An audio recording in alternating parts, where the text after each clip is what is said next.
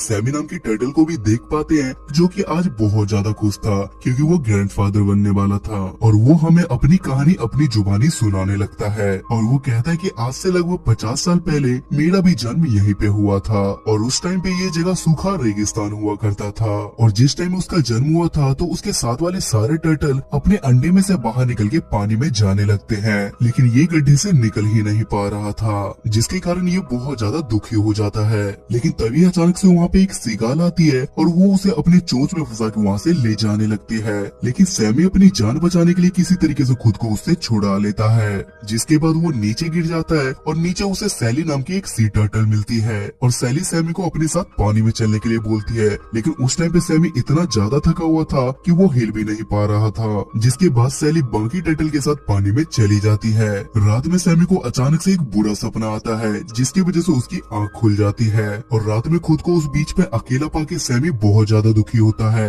तभी अचानक से तेज पानी की लहरें आने लगती है, जिसके कारण सैमी उसके साथ बहने लगता है और वो पूरी रात बीच समंदर में रहता है। अगली सुबह जब सैमी की आंख खुलती है तो उसे उसके सामने 3 बड़े टर्टल दिखाई देते हैं, जिसके बाद सैमी पानी में जाने की कोशिश करता है, लेकिन ये सारे बड़े टर्टल उसे डरा देते हैं और ये लोग उसे बोलते हैं कि पानी के अंदर एक बड़ी सी शार्क मछली है जो तुम्हें जिंदा खा जाएगी, जिसके कारण सैमी काफी ज्यादा डर जाता है। जिसके बाद उनमें से एक टर्टल सैमी को समझाती है कि तुम्हें कभी भी किसी के बातों में नहीं आना चाहिए और तुम्हें अपने मन की बात मान के आगे बढ़ते रहना चाहिए। और ये बोलने के बाद वो लोग वहाँ से चले जाते हैं। जिसके बाद सैमी किसी तरीके से हिम्मत करके पानी के अंदर जाने की कोशिश करता है, लेकिन तभी अचानक से उस पे एक फिराना मछली हमला कर देती है। जिसके बाद सैमी ऊपर जाके पानी के अंदर देखता है और अंदर उसे बहुत सारे जीव नजर आते हैं, जिसे देखने के बाद वो बहुत ज्यादा डर जाता है। दूसरी तरफ हम एक रे नाम के टर्टल को देखते हैं जो बिल्कुल सैमी की तरह ही अकेला था और वो दूसरे टर्टल के ग्रुप में ज्वाइन होने की कोशिश करता है,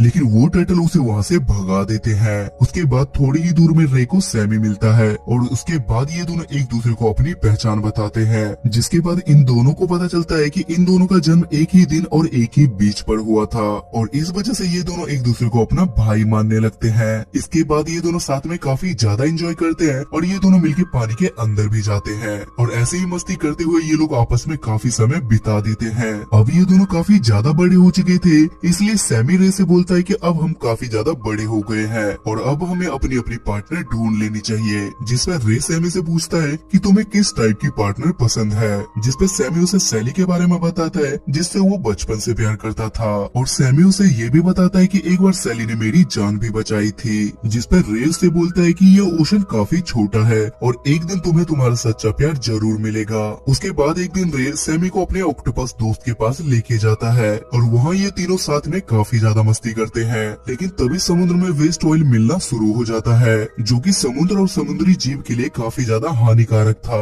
जिसके बाद सैमी और रे बाहर पता लगाने के लिए जाते हैं, जहाँ इन्हें बाहर निकलने पे पता चलता है कि एक ऑयल से भरा शिप पलट गया है और यहाँ ये दोनों पहली बार इंसानों को देखते हैं, लेकिन किसी को नहीं पता था कि यहाँ से इन दोनों का बुरा समय शुरू हो जाएगा। ऐसे ही एक दिन ये दोनों साथ में सो रहे थे, लेकिन तभी अचानक से इनकी बोट टूट जाती है। जिसके बाद ये दोनों पानी में गिर जाते हैं और तभी अचानक से वहाँ पे एक बड़ा सा जाल आता है जिसमें सैमी फंस जाता है। उसके बाद रे उसे बचाने की काफी कोशिश करता है, लेकिन वो खुद भी एक दूसरे जाल में फंस जाता है, जिस वजह से ये दोनों एक दूसरे से बिछड़ जाते हैं। उसके बाद जब सैमी की आंख खुलती है तो वो खुद को मछुआरों की बोट पे पाता है, जिसके बाद वो वहाँ से निकलने की कोशिश में सामान के बीच में फंस जाता है और लगातार धूप लगने की वजह से वो वहीं पे बेहोश हो जाता है। जिसके बाद उसे एक मछुआरा दिखता है और वो उसे उठा के पानी में फेंक देता है, लेकिन पानी में गिरने के बाद भी उसे होश नहीं आता। जिसके बाद एक डॉल्फिन उसे होश में लाने में उसकी मदद करती है। जिसके बाद सैमी किसी तरीके से किनारे पे आके सो जाता है,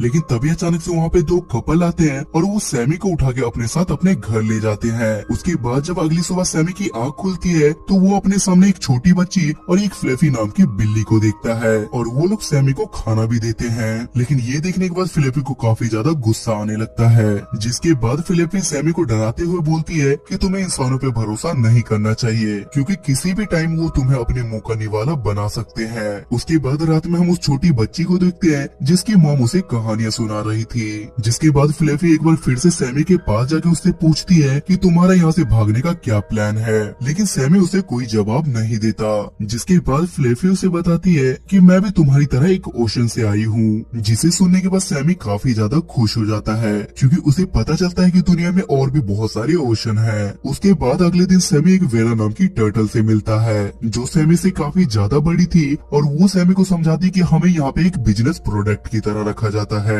और तुम्हें किसी तरीके से यहाँ से निकल के अपने घर जाना चाहिए। अगले दिन वो लोग सैमी को बहुत ज्यादा प्यार से रखते हैं, जिस पर सैमी वेरा से कहता है कि इंसान भी अच्छे हो सकते हैं, लेकिन फ्लफी उसे फिर से भड़काने लगती है और वो उसे कहती है कि आज ये लोग ऐसा इसलिए कर रहे हैं क्योंकि आज क्रिसमस डे है। उसके बाद हम अगले दिन उन लोगों को देखते हैं जो वेरा को आजाद कर देते हैं क्योंकि सैमी और वेरा मेट नहीं हो सकते थे, जिस पर फ्लफी फिर से सैमी को भड़काती है और कहती है कि उन्होंने उसको इसलिए छोड़ा क्योंकि उसकी शेल बहुत ज्यादा हार्ड हो गई थी और उसका चिकन सूप नहीं बनाया जा सकता था। लेकिन उसी रात उस बीच पे पुलिस आ जाती है और वो उन लोगों को उस जगह को खाली करवाने लगती है। तब फ्लफी एक बार फिर से सैमी के पास जाती है और वो उससे बोलती है कि अभी तुम्हारे पास भागने का बहुत अच्छा मौका है, जिस वजह से सैमी भी उसकी बात मान के वहीं पे छुप जाता है और वो लोग वहाँ से चले जाते हैं। जिसके बाद सैमी वहाँ पे काफी समय तक अकेला ही रहता है, लेकिन एक दिन वो हिम्मत करके पानी के अंदर चला जाता है और भूख लगने की वजह से वो लकड़ियों को खाने लगता है। समुद्र के अंदर बहुत ज्यादा कचरा था और उस कचरे की वजह से उसका मुंह एक प्लास्टिक बैग में फंस जाता है, जिसके बाद अचानक से वहाँ पे वीड़ा आती है और वो उसे बचा लेती है, जिससे सैमी दोबारा मिलके बहुत ज्यादा खुश होता है। जिसके बाद वीड़ा सैमी को पानी के काफी ज्यादा अंदर ले जाती है और वहाँ जाने के बाद सैमी पेट भर के वहाँ पे सी फूड खाता है। जिसके बाद सैमी को एक आवाज सुनाई देती है और जब वो चेक करने के लिए जाता है तो वहाँ एक और टर्टल थी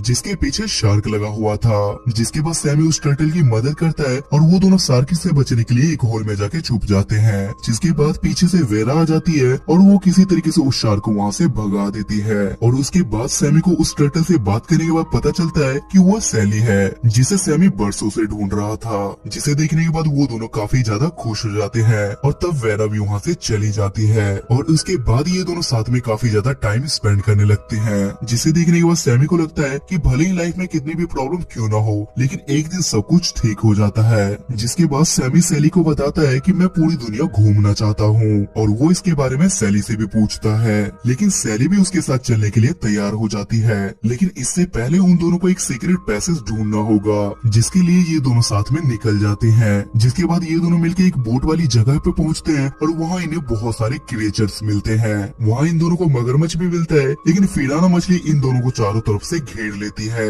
लेकिन तभी अचानक से एक ईगल सैमी को उठा के उसकी जान बचा के उसे अपने घोंसले में ले जाता है और पेड़ के ऊपर से सैमी को एक शिप नजर आती है। जिसके बाद अचानक से पेड़ टूट जाता है और पानी में गिरने की वजह से सैमी को सैली मिल जाती है। जिसके बाद वो दोनों आपस में मिलकर उस शिप का पीछा करने लगते हैं, लेकिन तभी वहाँ पे अनफॉर्चुनेटली सैली सैमी से अलग हो जाती है और काफी कोशिश करने के बाद भी सैमी सैली को नहीं ढूंढ पाता, जिस वजह से सैमी काफी ज्यादा अकेला हो जाता है। एक दिन सैमी को एक और टर्टल कपल मिलते हैं जो उसे एक टर्टल के बारे में बताते हैं जिसके पीठ पे शार्क के दांत के निशान थे और ये सुनने के बाद सैमी बहुत ज्यादा खुश हो जाता है। जिसके बाद सैमी उसे ढूंढने के लिए निकल जाता है, लेकिन सैली उसे कहीं नहीं मिलती और आइस ओशन में पहुंचने की वजह से उसे काफी ज्यादा ठंड लगने लगती है। लेकिन तभी अचानक से पानी के अंदर कुछ लोग आते हैं और वो सैमी को उठा के लैब में ले जाते हैं जहाँ उसे सैली भी मिल जाती है। सैमी सैली के पास जाने की कोशिश करता है लेकिन कोई उसकी बात नहीं समझता। जिसके बाद सैमी को फ्लफी मिलती है और सैमी फ्लफी से हेल्प मांगने लगता है।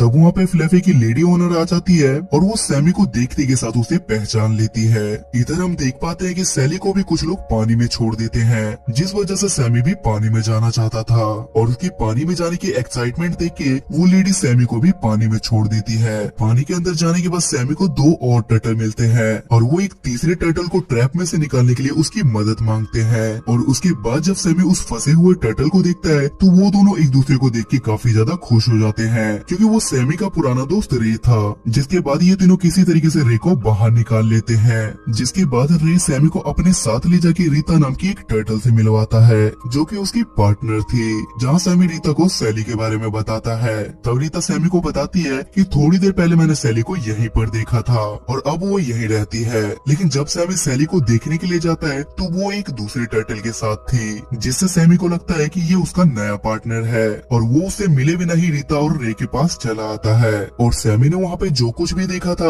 वो सारी बातें वो इन दोनों को बता देता है। जिस पर रीता उसे समझाती है कि वो दूसरा टर्टल रोबी है जो कि हर किसी टर्टल से फ्लर्ट करता है और वो ऐसा सबके साथ करता है। ये सुनने के बाद सैमी काफी ज्यादा खुश हो जाता है और वो भागते हुए सैली के पास जाने लगता है, लेकिन बदकिस्मती से सैली के पीछे एक शार्क पड़ा हुआ था और इस बार भी सैमी उसे बचा लेता है, जिसके बाद ये दोनों फिर से मिलके काफी ज्यादा खुश होते हैं और ये दोनों मेट बन जाते हैं। उसके बाद हम प्रेजेंट का सीन देखते हैं जहाँ बहुत सारे छोटे टर्टल अपने अंडों में से निकल के बाहर निकल गए थे और रे और सैमी उन छोटे टर्टल को रोड क्रॉस करवा रहे थे। उसके बाद सैमी को गड्ढे के अंदर एक छोटा सा टर्टल दिखता है जो कि गड्ढे में फंसा हुआ था। वो छोटा सा टर्टल सैमी से हेल्प मांगता है और उसे देखने के बाद सैमी को अपने बचपन की यादें आने लगती है, जिसके बाद सैमी उस टर्टल को बाहर निकाल देता है और वो पानी के अंदर चला जाता है और ये मूवी यहाँ पे खत्म हो जाती है।